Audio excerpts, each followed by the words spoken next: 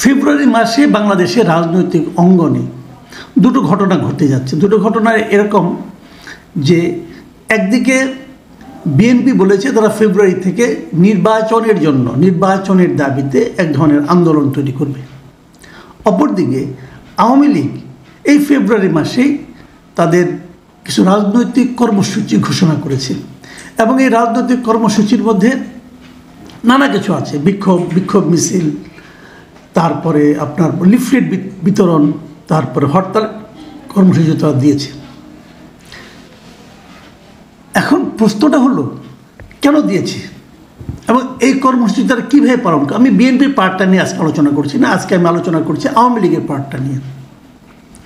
আওয়ামী লীগের কর্মসূচি কীভাবে ঘোষণা করেছে, তাদের অনলাইনে তাদের যে ওয়েবসাইট আছে, তাদের যে ফেসবুক পেজ আছে, সেখানে তারা এই কর্মসূচির কথাটা ঘোষণা করেছে। আমি কর্মসূচির ডিটেলে যাচ্ছি না, আমি যাওয়ার প্রয়োজনও মনে করি না। আমি খালি এটুকু বলতে চাই তাদের এই কর্মসূচির আফটার ইফেক্টটা কী, এই কর্মসূচির ফলে কি হবে। এর মধ্যে সরকার কঠোর অবস্থানে আছেন, ছাত্ররা বিশেষ করে বৈষম্যবিরোধী ছাত্র আন্দোলন যারা আছেন তারাও কঠোর অবস্থায় আছেন। তারা বলছেন আওয়ামী লীগকে কোনো কর্মসূচি পালন করতে দেওয়া হবে না।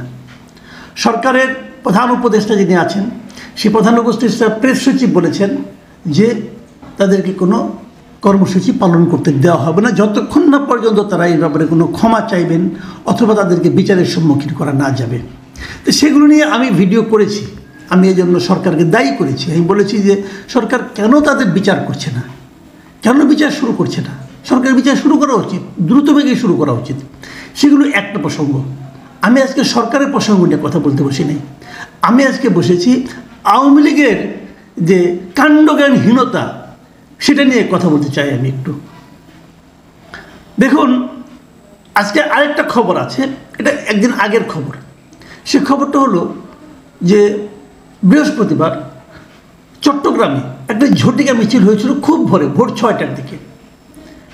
ছাত্রলীগের একটা ঝটিকা মিছিল করেছিল, মাত্র 5 মিনিট ছিল মিটিংয়ে, সেই মিছিলের স্থায়িত্ব মাত্র 5 মিনিট, এবং সেই 5 মিনিটের মিছিলের পর 5 জনকে গ্রেপ্তার করা হয়েছে।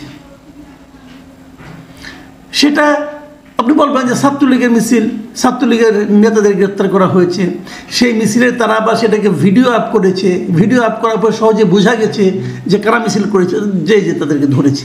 ঠিক আছে, একটা নিষিদ্ধ সংগঠন, যে সংগঠন নিষিদ্ধ করাটা ঠিক হয়েছে কি ঠিক হয়নি সেটা অন্য বিতর্ক, কিন্তু নিষিদ্ধ তো করেছে সরকার। তো নিষিদ্ধ সংগঠনের পক্ষে মিছিল করাটা বেআইনি কাজ, এবং এই বেআইনি কাজ ওরা করেছে, তাদেরকে ধরেছে।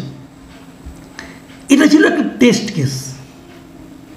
যখন ফেব্রুয়ারি থেকে তারা একটা কর্মসূচিতে যাচ্ছে আওয়ামী লীগ, তখন কি এ ধরনের গ্রেপ্তার চলবে না, গ্রেপ্তার হবে না? হবে। 1জন 2জন নয়, সেই গ্রেপ্তারের সংখ্যা 100 ছাড়িয়ে যাবে। যেখানে মিছিল হবে সেখানে গ্রেপ্তার হবে, যেখানে মিছিল হবে না সেখানেও গ্রেপ্তার হবে। এটা আগে সরকার আমলে কিন্তু হতো। জামাতে 5 জন লোক এক জায়গায় বসে হয়তো নাস্তা খাচ্ছে, তাদেরকে যে ধরে আনতো, বলতো তারা সরকারের বিরুদ্ধে ষড়যন্ত্রের পরিকল্পনা করছিল। মানে ষড়যন্ত্র করে নাই, তখন পরিকল্পনা করছিল মনে মনে। তারা হলো জ্যোতিষ, বুঝে গেছে, পুলিশ বুঝতে পারত। সেই পুলিশই তো এখনও আছে। তারা এখন নিজেদের আনুগত্য প্রমাণ করার জন্য মরিয়া হয়ে উল্টা কাজটাই করবে। কাজেই মিছিল না হলেও গ্রেপ্তার হবে আওয়ামী লীগের অনেকে। নানা রকম অঘটন ঘটবে, সারা দেশেই ঘটবে। অনেক জায়গা থেকে আগে ভাগেই গ্রেপ্তার করা হবে, যার নামে কোনো মামলা নাই তাকেও গ্রেপ্তার করা হবে, গ্রেপ্তার করে তার নামে 2টা 3টা মামলা ঠুকে দেওয়া হবে। কিন্তু মিছিল করতে যেয়ে গ্রেপ্তার হবে খুব কম। কারণ আওয়ামী লীগের এমন কর্মসূচির সঙ্গে আওয়ামী লীগের মাঠ পর্যায়ের নেতাকর্মীরা কতটুকু সম্পৃক্ত আছে এটা নিয়ে আমার সন্দেহ আছে। তাহলে এই কর্মসূচিটা দিল কে? এটা দিয়েছে আওয়ামী লীগের কেন্দ্রীয় নেতৃত্ব। কারা কেন্দ্রীয় নেতৃত্ব? তারা কোথায়? তারা কেউ দেশে নাই, তারা বিদেশে বসে বসে এ ধরনের কর্মসূচি দিচ্ছে। আওয়ামী লীগের সভাপতি কোথায়? ভারতে আছেন। ওখানে উনি কীভাবে আছেন, রাজনৈতিক আশ্রয়ে আছেন নাকি লুকিয়ে আছেন নাকি বন্দি আছেন নাকি গ্রেপ্তার অবস্থায় আছেন বলতে পারবো না, তাকে তো কোথাও দেখা যায় না। উনি কোথাও বের হন? গত 6 মাসে তাকে প্রকাশ্যে কেউ দেখেছে? দেখেনি। তাহলে উনি কীভাবে আছেন? পৃথিবীতে বহু জায়গায় আমরা দেখেছি একটা নেতৃত্ব আরেক দেশে অনেক সময় গণ অভ্যুত্থানের মুখে পালিয়ে যায়, চলে যায়, তারপর তাদেরকে আবার প্রকাশ্যে দেখাও যায়। তো উনি 6 মাস ধরে ওনাকে দেখা যাচ্ছে না কেন? আমি যদি বলি ওনাকে বন্দি করে উনি গ্রেপ্তার অবস্থায় আছেন, হতে পারে, হতে মাঝে মাঝে ওনার কিছু কিছু কথা শোনা যায়, সেই কথা কি ওনারই কথা নাকি এআই দেওয়ার কথা জানি না। তো উনি আছেন ইন্ডিয়াতে, ওনার মহাসচিব সাধারণ সম্পাদক ওবায়দুল কাদের উনি কোথায়? উনিও দেশে নাই। ওনার যে যুগ্ম সাধারণ সম্পাদক যারা আছে এরা কোথায়? মানে আপনার হাসান মাহমুদ কোথায়? কেউ জানে না এরা কোথায়। দীপমণি না হয় জেলে আছে, বাকিরা কোথায়? অনেক বড় বড় নেতা দেখলাম যে বিবিসি বাংলাকে বাহাউদ্দিন নাসির যুগ্ম সাধারণ সম্পাদক, বিরাট নেতা, উনি একটা মানে আপনার দিয়েছেন, বিবিসিকে একটা সাক্ষাৎকার দিয়েছেন। সেখানে উনি বলেছেন যে কেন তারা এই মানে হরতাল এবং অন্যান্য কর্মসূচি দিচ্ছেন। উনি বলছেন যে সরকারের জানমাল নিরাপত্তা দিতে ব্যর্থ হওয়ায় এই অবৈধ সরকারের ক্ষমতায় থাকার কোনো অধিকার নাই। উনি কোথায়? উনি কি দেশে? কেউ কিছু বলে না, কেউ বলে না সে কোথায়। সে লুকিয়ে আছে, সে লুকিয়ে থেকে থেকে এ ধরনের কর্মসূচি দিবে। যে কর্মসূচি আদৌ বাস্তবায়িত হবে কিনা আমার সন্দেহ, কিন্তু দেশে থাকা আওয়ামী লীগের নিবেদিত প্রাণ নেতাকর্মীদের জীবন দুর্বিষহ করে তুলবে। তাদের এই কর্মসূচির কারণে কি দেশের জানমালের নিরাপত্তা বেড়ে যাবে? এই কর্মসূচির কারণে কি দ্রব্যমূল্য কমবে? কমবে না তো। তাহলে আপনারা নিজেরা লুকিয়ে থেকে, নিজেরা আরামে থেকে, যারা লুকিয়ে আছেন কেউ কিন্তু কষ্টে নাই, তারা যে পরিমাণ মারলাম এই টাকা পয়সা লুটপাট করছেন এই দেশ থেকে, এটা তো ভাই কোনো কষ্টে নেই। ওনারা আরো 32 বছর আরামে থাকতে পারবেন না, রাজার হালে পারবেন? ওনারা তাই আছেন। এবং ওই আরামে থেকে থেকে ওইখান থেকে বসে বসে আপনি কর্মসূচি দিবেন আর দেশের সাধারণ আওয়ামী লীগের নিবেদিত প্রাণ নেতাকর্মীকে বিপদে ফেলবেন। ভাই এর নাম নেতৃত্ব নয়। বারবার বলা হচ্ছে আপনারা আপনাদের কৃতকর্মের ব্যাপারে সচেতন হন, যা করেছেন সেটার ব্যাপারে বক্তব্য দেন।